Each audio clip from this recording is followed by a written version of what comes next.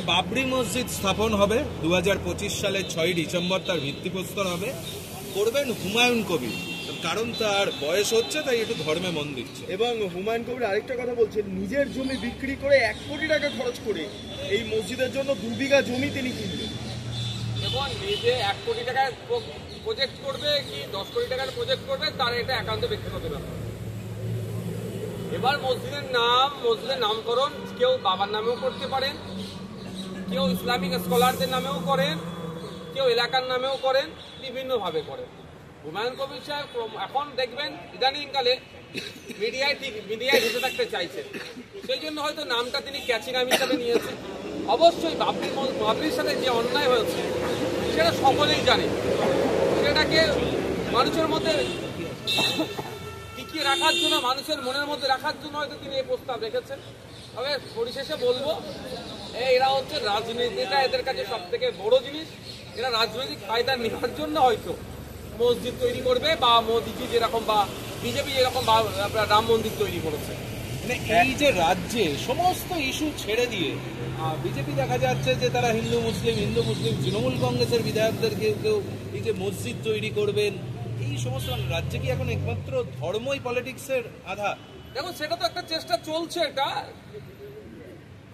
ব্যাপারটা হচ্ছে আজকে হুমায়ুন কবির বলেছেন বলে হয়তো এত চর্চা হচ্ছে। আপনি দেখুন না, আমাদের পশ্চিমবাংলাতে দীঘাতে মন্ত্রী ফিরহাদ হাকিম সাহেবের নেতৃত্বে মুখ্যমন্ত্রী নিজে নাকি তিনি ওখানে প্ল্যানিং করেছেন একটা মন্দির তৈরি, সেখানে কোনো কথা নেই, কোনো আলোচনা নেই। হুমায়ুন কবির সাহেব এটা বলেই আর আলোচনা চর্চা এই জন্যই হচ্ছেন যে উনি জানেন যে আমি চর্চায় থাকবো, এটা নিয়ে চর্চা হবে, ওনাকে নিয়ে আলোচনা হবে, ফলে এটা করছে। ব্যাপারটা যে এটা সরাসরি আমার মনে হয় তৃণমূল দলের যারা সর্বোচ্চ লিডার যারা আছেন তাদেরকে প্রশ্নটা করা দরকার, এটাকে আপনারা কিভাবে দেখছেন? একটা প্রশ্ন করুন না তাদেরকে। আমাকে যদি ব্যক্তিগত প্রশ্ন করেন, আমি বলবো এটা রাজনীতির জন্য হচ্ছে। ঠিক যেভাবে বাবরিকে শহীদ করে রাম মন্দির তৈরির পেছনে বিজেপির রাজনীতি ছিল, ঠিক একইভাবে বেলডাঙ্গাতে বাবরি মসজিদ তৈরির পেছনেও রাজনীতি আছে। রাজ্যের মুখ্যমন্ত্রী মমতা বন্দ্যোপাধ্যায় আজকে সমস্ত রাজনৈতিক দলের কাছে আবেদন করেছেন বাংলাদেশ ইস্যুতে এমন কোনো মন্তব্য করবেন না যাতে দুই দেশের যারা মানুষ আছেন তাদের মধ্যে কোনো রকম দাঙ্গা বা ধার্মিক বিদ্বেষ তৈরি হয়। কি বলবেন? দেখুন, এটা তো শুরু থেকেই আমরা বলে আসছি, কিন্তু দুর্ভাগ্যের বিষয় তিনি বলে শুধুমাত্র তার দায়িত্ব থেকে খালাস হয়ে গেলেন এটা নয়। ইতিমধ্যে যারা বাংলাদেশের সংখ্যালঘু হিন্দুদের উপর অত্যাচারকে কেন্দ্র করে পশ্চিমবাংলাতে উত্তপ্ত করার চেষ্টা করছে, তাদের বিরুদ্ধে মমতা ব্যানার্জির প্রশাসন বা মমতা ব্যানার্জি কি অ্যাকশন নিয়েছে সেটাও তো আমরা জানতে ইচ্ছে করছে। তুমি বলে দিলেন কেউ সাম্প্রদায়িক সম্প্রীতি বিঘ্ন করবেন না বলে তিনি খালাস হলে হয় না। আমরা দেখতে চাই যারা বিতর্কিত মন্তব্য করছে তাদের বিরুদ্ধে কি ব্যবস্থা গ্রহণ করছে। দুর্ভাগ্যের বিষয় দেখবেন তাদের বিরুদ্ধে কোনো ব্যবস্থা গ্রহণ করছে না। যে শুভেন্দু অধিকারী মহাশয় বিভিন্ন মন্তব্য করছে তাকে রাজ্য পুলিশের এসকর্ট দিয়ে এলাকায় পৌঁছে দিচ্ছে। যে শুভেন্দু অধিকারী মহাশয় পেট্রোপোলে গিয়ে বলছে এই করবো সেই করবো হ্যান করবো ত্যান করবো আনাজ বন্ধ করে দেবো সব করবো, ওখানে গিয়ে পৌঁছাচ্ছে কিভাবে? রাজ্য পুলিশ তাকে এসকর্ট দিচ্ছে, তাকে রাস্তা ফাঁকা করে পৌঁছে দিচ্ছে। এটা এসকর্ট দিচ্ছে কেন? এই প্রশ্নটা থেকে যাচ্ছে। আজকে মুখ্যমন্ত্রী বললেন যে যারা ওখানে নিপীড়িত হচ্ছেন তারা অনেকে সীমান্ত এলাকায় আসছে, আমাদের কোনো আপত্তি নেই ভেতরে প্রবেশ করানোর ক্ষেত্রে, কিন্তু এটা সম্পূর্ণটাই নির্ভর করছে বিএসএফ এর উপর। মুখ্যমন্ত্রীর এই যে বক্তব্য, এবং আজকে খুব কাকতালীয়ভাবে দেখা গিয়েছেন একজন বরিশাল থেকে পালিয়ে এসছেন, তিনি মেডিকেলের নাম করে তিনি বৈধ কাগজ নিয়ে এসছেন, এসে তারপর শুভেন্দু অধিকারীর সঙ্গে আজকে বিধানসভার বাইরে দেখা করলেন এবং শুভেন্দুবাবু বললেন তার বিভিন্ন ব্যবস্থা করে দেওয়া হবে, কিন্তু নাগরিকত্ব বা এই সমস্ত ইস্যু সমস্তটাই কেন্দ্রীয় সরকার দেখবে। এই দুটো প্রেক্ষাপট আজকে বিধানসভার মধ্যে ঘটলো, কিভাবে দেখছেন? দেখুন, আমি আমার বিধানসভার মধ্যে যখন মুখ্যমন্ত্রী কথা বললেন আমি ওটা নোট ডাউন করেও রেখেছি যে এখানে আসলে আমাদের কোনো আপত্তি নেই, এটা গভর্নমেন্ট অফ ইন্ডিয়ার ব্যাপার।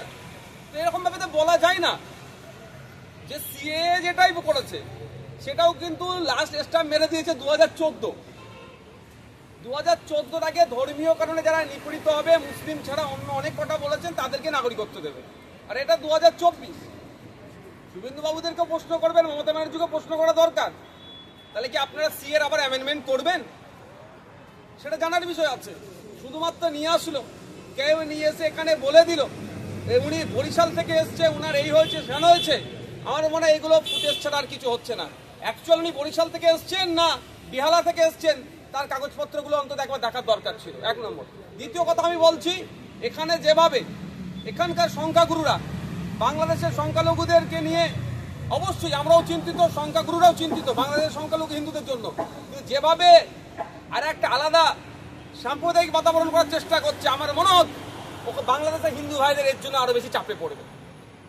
এখানে যদি আমাদের ভারতবর্ষের পশ্চিমবাংলার সংখ্যাগুরুরা পজিটিভ ভূমিকা পালন করে, তাহলে বাংলাদেশের সংখ্যাগুরুদেরকে আমরা সেই বার্তা দিতে পারবো। কিন্তু দুর্ভাগ্যের বিষয়, তা না করে গরিবের সে আবার দিনের শেষে গরিবের পেটে হাত দিয়ে যাচ্ছে।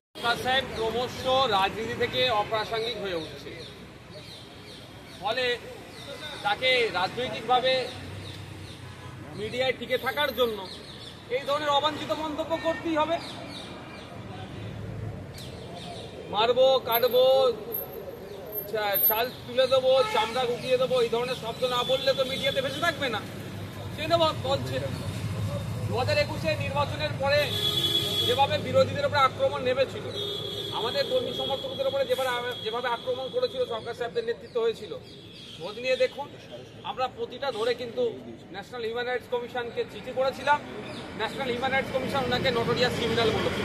সেই জায়গা থেকে উনি এখনো বেরিয়ে আসতে পারেনি। আবার তিনি এ ধরনের অবাঞ্ছিত মন্তব্য করছেন। যতই অবাঞ্ছিত মন্তব্য করুক না কেন, আইএসএফের কর্মী সমর্থক যারা আছে তারা তাদের জায়গাতে আছে। সামনে 2026 ইলেকশন আসছে।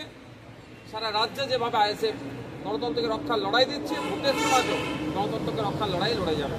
বিদেশ সচিব গিয়েছেন, মিটিং হচ্ছে, এক্ষেত্রে দাঁড়িয়ে যেই পরিস্থিতি দু দেশের মধ্যে তৈরি হয়েছে, সেই বাতাবরণকে আদৌ সমস্যার সমাধানে বেরিয়ে আসবে? দেখুন, আমি ভারতবর্ষে একজন স্বাধীন দেশের স্বাধীন নাগরিক এবং পশ্চিমবাংলার আইনসভার সদস্য হিসাবে আমি বলতে পারি, পার্শ্ববর্তী রাষ্ট্রের সাথে যদি আমাদের সুসম্পর্ক না করে ওঠে, আমাদের দেশের অগ্রগতির ক্ষেত্রে অনেকটা ধাক্কা লাগতে পারে। সেই জন্য আমাদের প্রতিবেশী রাষ্ট্রের সাথে আমাদের সুসম্পর্ক গড়ে উঠুক। আমাদের বিদেশ সচিব গিয়েছেন, সেখানে বাংলাদেশ আর ইন্ডিয়ার পরিস্থিতি সম্পর্ক স্বাভাবিক হয়ে উঠুক। আমাদের দেশ থেকে তাদের ক্ষেত্রে যেভাবে আসা যাতায়াত করতো, ভিসা থেকে শুরু করে যে সম্পর্ক তলনিতে গিয়েছিল, সেটা আবার রিকভারি হোক, এটা আমি চাইবো। তবে আমি একটা কথা বলছি, যেভাবে বাংলাদেশের কোনো এক প্রাক্তন সেনাকর্তা বলল 4 দিনে নাকি ভারতবর্ষের অনেক অংশ দখল করে নেবে, আবার ইন্ডিয়া থেকে আমাদের দেশ থেকে অনেকে অনেক কথা বলছেন। এই যারা এই কথা ছোড়াছুড়ি করছে, তারা কোনো মতেই চায় না দুটো দেশের মধ্যে সুসম্পর্ক তৈরি হয়ে উঠুক। তারা কোনো মতেই চায় না আমাদের প্রতিবেশী রাষ্ট্রের সাথে সুসম্পর্ক হলে এই আপনার সাউথ এশিয়ার ডেভেলপমেন্ট হবে। তারা সবসময় এই দুটো দেশেরকে ব্যানারকে সামনে রেখে আমাদের প্রতিবেশী রাষ্ট্রগুলোর মধ্যে অশান্তি বৃদ্ধি থাকুক, এই কাজগুলো করছে। সুতরাং যে স্বপ্ন দেখছে 4 দিনে নাকি ইন্ডিয়ার একটা অংশ দখল করে নেব, আমি শুধু এতটুকুই বলবো, বাংলাদেশের যত আর্মি আছে, আমাদের রাজ্যের যদিও কতটা বৈধতা আছে সেই প্রশ্ন নিয়ে বিতর্ক আছে, তার থেকে বেশি সিভিক ভলেন্টিয়ার আছে। এটা তাদের মাথায় রাখা দরকার। আর যে কথা তারা বলছেন, এই বাহিনীকে স্বাধীন করার জন্য 1971 সালে আমাদের ফোর্স গিয়েছিল, পাকিস্তানের হানাদারদের হাত থেকে তাদের বাঁচিয়েছে, তাদেরকে স্বাধীন করেছে, তাদেরকে স্বতন্ত্র হওয়ার জায়গা দিয়েছে। সুতরাং এ ধরনের অবাঞ্ছিত এমন মন্তব্য না হয়ে যায়, ইতিহাস না তারা ভুলে যায়। ভারতবর্ষের ক্ষমতা যথেষ্ট আছে, আমরা কোনোভাবেই কোনো অগ্রাসন নীতিতে বিশ্বাসী নয়, কাউকে এগিয়ে গিয়ে আক্রমণে বিশ্বাসী নয়। তাহলে আমাদেরকে কেউ যদি দুর্বল ভাবে, এটা সম্পূর্ণ তারা ভুল করছে। বিদেশ সচিব গিয়েছেন, মিটিং হচ্ছে, এক্ষেত্রে দাঁড়িয়ে যেই পরিস্থিতি দু দেশের মধ্যে তৈরি হয়েছে, সেই বাতাবরণকে আদৌ সমস্যার সমাধানে বেরিয়ে আসবে? দেখুন, আমি ভারতবর্ষে একজন স্বাধীন দেশের স্বাধীন নাগরিক এবং পশ্চিমবাংলার আইনসভার সদস্য হিসাবে আমি বলতে পারি, পার্শ্ববর্তী রাষ্ট্রের সাথে যদি আমাদের সুসম্পর্ক না করে ওঠে, আমাদের দেশের অগ্রগতির ক্ষেত্রে অনেকটা ধাক্কা লাগতে পারে। সেই জন্য আমাদের প্রতিবেশী রাষ্ট্রের সাথে আমাদের সুসম্পর্ক গড়ে উঠুক। আমাদের বিদেশ সচিব গিয়েছেন, সেখানে বাংলাদেশ আর ইন্ডিয়ার পরিস্থিতি সম্পর্ক স্বাভাবিক হয়ে উঠুক। আমাদের দেশ থেকে তাদের ক্ষেত্রে যেভাবে আসা যাতায়াত করতো, ভিসা থেকে শুরু করে যে সম্পর্ক তলনিতে গিয়েছিল, সেটা আবার রিকভারি হোক, এটা আমি চাইবো। তবে আমি একটা কথা বলছি, যেভাবে বাংলাদেশের কোনো এক প্রাক্তন সেনাকর্তা বলল 4 দিনে নাকি ভারতবর্ষের অনেক অংশ দখল করে নেবে, আবার ইন্ডিয়া থেকে আমাদের দেশ থেকে অনেকে অনেক কথা বলছেন, এই যারা এই কথা ছোড়াছুড়ি করছে তারা কোনো মতেই চায় না দুটো দেশের মধ্যে সুসম্পর্ক তৈরি হয়ে উঠুক। তারা কোনো মতেই চায় না আমাদের প্রতিবেশী রাষ্ট্রের সাথে সুসম্পর্ক হলে এই আপনার সাউথ এশিয়ার ডেভেলপমেন্ট হবে। তারা সবসময় এই দুটো দেশেরকে ব্যানারকে সামনে রেখে আমাদের প্রতিবেশী রাষ্ট্রগুলোর মধ্যে অশান্তি বৃদ্ধি থাকুক এই কাজগুলো করছে। সুতরাং যে স্বপ্ন দেখছে 4 দিনে নাকি ইন্ডিয়ার একটা অংশ দখল করে নেব, আমি শুধু এতটুকুই বলবো, বাংলাদেশের যত আর্মি আছে আমাদের রাজ্যের যদিও কতটা বৈধতা আছে সেই প্রশ্ন নিয়ে বিতর্ক আছে, তার থেকে বেশি সিভিক ভলেন্টিয়ার আছে। এটা তাদের মাথায় রাখা দরকার। আর যে কথা তারা বলছে এই বাহিনীকে স্বাধীন করার জন্য 1971 সালে আমাদের ফোর্স গিয়েছিল পাকিস্তানের হানাদারদের হাত থেকে, তাদের বাঁচিয়েছে, তাদেরকে স্বাধীন করেছে, তাদেরকে স্বতন্ত্র হওয়ার জায়গা দিয়েছে। সুতরাং এ ধরনের অবাঞ্ছিত এমন মন্তব্য না হয়ে যায়, ইতিহাস না তারা ভুলে যায়। ভারতবর্ষের ক্ষমতা যথেষ্ট আছে, আমরা কোনোভাবেই কোনো অগ্রাসন নীতিতে বিশ্বাসী নয়, কাউকে এগিয়ে গিয়ে আক্রমণে বিশ্বাসী নয়। তাহলে আমাদেরকে কেউ যদি দুর্বল ভাবে, এটা সম্পূর্ণ তারা ভুল করছে।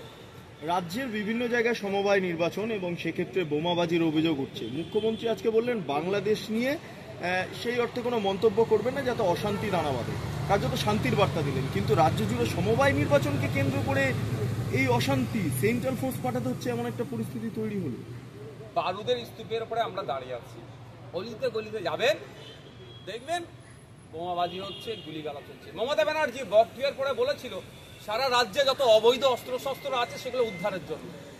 2 বছর অতিবাহিত হতে যাচ্ছে, এখনো পর্যন্ত বিভিন্ন এলাকাতে বিভিন্ন নির্বাচনে আপনি সমবায় সমিতি, মাদ্রাসার ম্যানেজিং কমিটি নির্বাচনের কথা ভাবুন তো, ওখানে কি হচ্ছে? ওই নির্বাচনেও হিংসা করতে হচ্ছে। তৃণমূল এত খারাপ জায়গায় পৌঁছেছে, তাদের আর সে জায়গা নাই। এরা ফলে কি করছে, এদের ভোট হলে শান্তিপূর্ণভাবে ভোট হলে মানুষের মতামত ঠিকঠাক নিলেই এদেরকে মানুষ পরাস্ত করবে।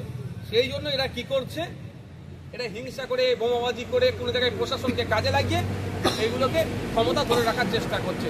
তবে এটা চিরস্থায়ী হবে না, ক্ষণস্থায়ী। এর জবাব মানুষ দেবে ঐক্যবদ্ধভাবে, এই হিংসার বিরুদ্ধে রুখে দাঁড়াবে। মুর্শিদাবাদে বোমা বাঁধতে গিয়ে হাত উড়ে গিয়েছে, আবার পরিবারের তরফে অভিযোগ তাদেরকে বোমা মারা হয়েছে। মুর্শিদাবাদের এই কন্ডিশন, আপনি মাঝে মধ্যেই যান সেখানে দলীয় কর্মসূচিতে অংশগ্রহণ করতে, আজকে এই ঘটনাটাই কিভাবে দেখবেন? সম্ভবত 3 জন নাকি হয় গুরুতর আহত হয়েছে বা মারাও গিয়েছে। মানে ভাবতে পেরেছেন আমরা কোন রাজ্যে বসবাস করছি? আমরা কোন রাজ্যে বসবাস করছি যেখানে দিনে দুপুরে এই ধরনের কাণ্ড ঘটে যাচ্ছে এবং থানার নাকের ডগায়, একদম প্রশাসনের নাকের ডগায় দেখা যাবে যারা এই ঘটনার সাথে যুক্ত সকলেই শাসকের সাথে তাদের দহরম মহরম। প্রশাসনকে এইগুলো থেকে দেখতে দেয়নি বলে এই দিন দেখতে হচ্ছে। প্রশাসনকে কঠোরভাবে যদি নির্দেশ দেয়, যে বা যারা সে তৃণমূলের হতে পারে বা বিরোধী হতে পারে, এই ধরনের অনৈতিক কাজের সাথে যুক্ত তাদের বিরুদ্ধে কঠোর ব্যবস্থা নেওয়ার জন্য, তাহলে দেখবেন এই দিন আমাদের দেখতে হবে না। কিন্তু দুর্ভাগ্যের বিষয়, কে বোম মানছে, কে অনৈতিক কাজ করছে, তারাকে রাজনৈতিক পরিচয় খোঁজা হয়ে যাচ্ছে এবং প্রশাসনকে যদি শাসকের হয় তার বিরুদ্ধে অ্যাকশন নিতে বারণ হচ্ছে। তাহলে এই দিন দেখতে হচ্ছে। আর বাপ কেউ ছাড়ে না, নিজেদের বোমা মার থেকে নিজেও ক্ষতি হতে পারে, বা কেউ ছুঁড়েছে তাদের লোকই বানিয়েছে। শাসক দলের গোষ্ঠীদ্বন্দ্বের জেরে আজকে কুলপিতে দেখা গিয়েছে যে একজনের মৃত্যু হয়েছে, তিনি পঞ্চায়েত সদস্য, তিনি তৃণমূলের। এই গোষ্ঠী কোন দল? ওখানকার যিনি অঞ্চলের দায়িত্বশীল আছে তিনি তো সরাসরি লোকাল বিধায়কের নামে অভিযোগ করেছেন। আর এটা তৃণমূলের নতুন নয়, বক্তিয়ার কথা দেখুন না, 11-র অধিক মানুষকে কুপিয়ে খুন করে সেখানে আগুন লাগিয়ে দিল গোষ্ঠীদ্বন্দ্বের জন্য। বর্তমানে এক মহিলা সুসাইড করলো গোষ্ঠীদ্বন্দ্বের কারণে। আপনি উত্তর চব্বিশ পরগনার পানিহাটি এলাকায় দেখুন, যেখানে দেখুন না কেন যেগুলো হচ্ছে, শুধু ভাগ বটরার লড়াই হচ্ছে, কে কন্ট্রোল করবে সিন্ডিকেট তার লড়াই হচ্ছে। এই জন্য তারা নিজেদের মধ্যে লড়াই করে মরছে। এটা আদর্শগত লড়াই নয়, মানুষকে পরিষেবা দেবো কি করবে তার লড়াই নয়, এটা শুধুমাত্র কে কন্ট্রোল করবে তার লড়াই চলছে। বলছি, আজকে বিধানসভাতে আপনি মেডিকেল কলেজ নিয়ে একটা প্রসঙ্গ উত্থাপন করছিলেন, সিএম তখন উঠে আপনাকে রেসপন্স করলেন, আজকে কি হয়েছিল ঘটনাটা? দেখুন, 2005 সালে রাইট টু ইনফরমেশন অ্যাক্ট তৈরি হয়েছিল। সেই অ্যাক্ট অনুযায়ী আমরা বিভিন্ন সময় বিভিন্ন দপ্তরে চিঠি করে থাকি সেখানকার তথ্য নেওয়ার জন্য। সাবির আহমেদ একজন প্রতিটি ট্রাস্টের একজন ন্যাশনাল রিসার্চ কোঅর্ডিনেটর তিনি, আর প্রতিটি ট্রাস্ট আমরা জানি কার, বিখ্যাত অর্থনীতিবিদের তার একজন, তিনি একজন উল্লেখযোগ্য সেখানে তার ভূমিকা থাকেন। তিনি তিনার গবেষণার জন্য কলকাতা ন্যাশনাল মেডিকেল কলেজকে তিনি আরটিআই করেছিলেন, কিন্তু দুর্ভাগ্যের বিষয় আরটিআই এর প্রতি উত্তরে যেগুলো চেয়েছেন সেগুলো প্রোভাইড না করে এই সাবির আহমেদের ধর্মীয় পরিচয় জানতে চাওয়া হয়েছে, তার নাগরিকত্বের প্রমাণ দিতে বলেছিল। এই সাবির আহমেদ কিন্তু হঠাৎ একজন, তিনি আরটিআই করছেন না, তার লাইফে প্রায় 2500-এর অধিক আরটিআই হয়ে গিয়েছে। তিনি বিভিন্ন সময় বিভিন্ন দপ্তরে, স্টেট গভর্নমেন্ট না সেন্ট্রাল গভর্নমেন্টেরকেও কিন্তু তিনি আরটিআই করেছেন। সেই সময় যথাযথভাবে তাদেরকে তার যে আপনার যেগুলো জিজ্ঞাসা ছিল সেগুলো দিয়েছেন। ইভেন কেন্দ্রীয় সরকারের বিভিন্ন দপ্তরে যখন আরটিআই করেছেন, একবারের জন্য নাগরিকত্বের প্রুফ চাইনি, কিন্তু রাজ্য সরকারের হেলথ ডিপার্টমেন্টের ন্যাশনাল মেডিকেল